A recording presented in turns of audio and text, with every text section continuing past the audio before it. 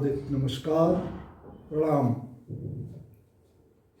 मित्रों, एक गंभीर विषय पर आप सबके बीच में अपना मंतव्य रखने के लिए मैं उपस्थित हुआ हूँ। बंधुओं, गत 2-2.5 वर्षों का इतिहास गवाह है, भारत को मिटाने, उसे बर्बाद करने तथा तोड़ने के प्रयत्न होते रहे।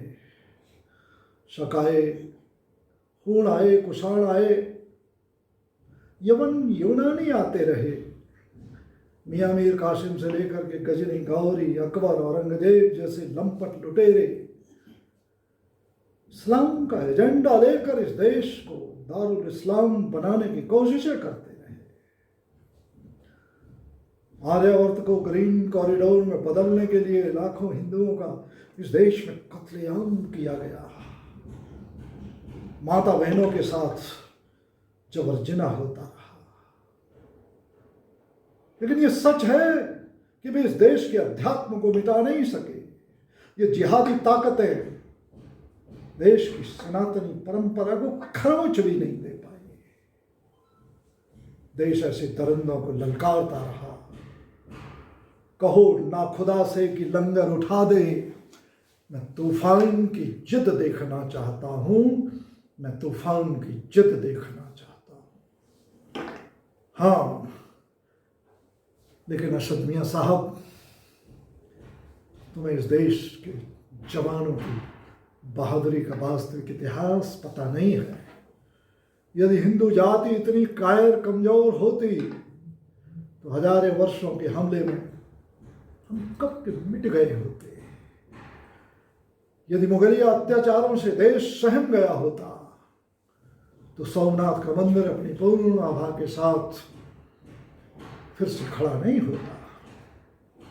यदि हिंदू जाति ने बर्बर सल्तनतों के आगे सलामियां बजाई होती तो बंधुओं, अयोध्या में मर्यादा पुरुषोत्तम प्रभु राम के मंदिर का सपना कभी साकार नहीं हुआ होता।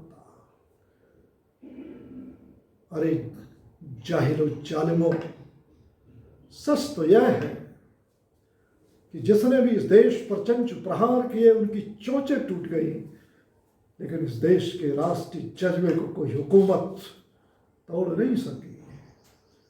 तोड़ नहीं सकते हो मुझको, चाहे जितना जोर लगा लो। अपनी धुन का पक्का हूं मैं, चाहे जितना शोर मचा लो। कई दौर देखे हैं हमने ऊंचे नीचे इस जीवन में, दुख को भी वरदान समझकर कभी निराशा रही न मन में। सत्य में जयते पर मेरा वर्षों से विश्वास अटल है। पुरखों ने जो राह दिखाई वो मेरी पूंजी संबल है। मेरी गति को रोक सकोगे ऐसा कोई भ्रम न पालो। अपनी धुन का पक्का हूं मैं, चाहे जितना शोर मचा लो। तोड़ नहीं सकते हो मुझको, चाहे जितना जोर मचा लो। अरे कुकर्मियों की बेगैरत औलादो, सुनो, तुम्हारे ही बाप दादाओं ने हैदराबाद की रियासत को भारत में मिलने से मना किया था ना। तब हिंदुस्तानी जाबाजों की एक ठोकर भी नहीं झेल सके थे तुम्हारे लड़ाके। गगयाता मिमियाता हैदराबादी नवाब भारत माता को अपनी सफेद दाढ़ी से बहारता हुआ सरदार पटेल से अपने प्राणों की भीख मांग रहा था। तुम अब भी हिंदुस्तान को डराने में लगे हो। 15 मिनट के लिए पुलिस हटा लो, जैसे बचकानी बयानों से। ये देश अब डरने वाला नहीं है, ये देश अब झुकने वाला नहीं है। जो छेड़ेगा हिंदुओं की हस्ती को, मिटा देंगे आतंक की हर एक बस्ती को। अरे रहना है तो रहीम और रसखान बनकर रहो, वरना खाक में मिला देंगे तुम्हारी हस्ती को, वरना खाक में मिला देंगे तुम्हारी हस्ती को। ओ हैदराबादी बैरिस्टर साहब, सुना है तुम किसी हिजावन को देश का प्रधानमंत्री बनाने का सपना देखते हो। ध्यान रखो, ये देश, यहां किसी हिजाबन से देश को कोई गुरेज नहीं है। ये मुल्क स्त्रियों को देवी की तरह हमेशा पूजता आया है, लेकिन देश को तकलीफ तब होती है, उस सोच से तकलीफ है, जब जेएनयू की धरती पर भारत तेरे टुकड़े होंगे इंशाअल्लाह इंशाअल्लाह जैसे नारे लगते हैं। वो जहरीली मानसिकता जो चिकन नेक को भारत से काटने की धमकी देती है, और तो और इस देश में गजवाए हिंद लाना चाहती है। अरे भारत माता को डाइन कहने वाले नापाकियों नामरादो, ये देश तुम्हें बताना चाहता है कि कायनात की आखिरी तारीख तक कोई हिजाबन मिजाजन इस देश की प्रधानमंत्री बनने वाली नहीं है। श्वेत रक्त की आखिरी बूंद तक शाहीन बाग की विशैली बुर्के वालियों बकरे वालियों को यह देश कभी स्वीकार नहीं कर सकता। जिन्ना जाफर जयतंदों से देश बहुत शर्मिंदा है। मां को डायन कहने वाला दुष्ट अभी तक जिंदा है। यदि भारत की स्वतंत्रता का पूरा सूर्य उगा होता, देश तोड़ने वालों को भी फांसी का दंड मिला होता, देश वक्त का निर्भर रहते सरकारों दरबारों पर भगत सिंह का नाम लिखा है, द्वारों पर दीवारों पर भगत सिंह का नाम लिखा है, द्वारों पर दीवारों पर। अरे बेगैरतों, तुम्हारी याददाश्त बहुत कमजोर हो चली है। तुम्हारे कुनबे की मुफ्तखोर महबूबा मुफ्ती ने कहा था,